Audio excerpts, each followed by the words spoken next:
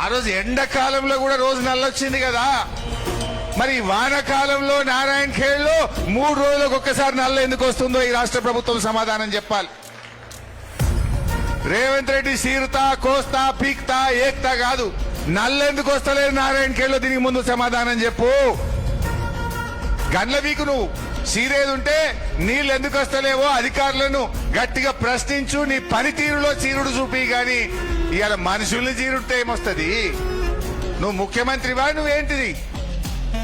కొంతమంది 15 రోజులకోసారి వస్తుంది నారాయణ ఖేడ్లో నీళ్ళు అంటున్నారు, కొంతమంది 3 రోజులు అంటున్నారు, కొంతమంది 5 రోజులు అంటున్నారు.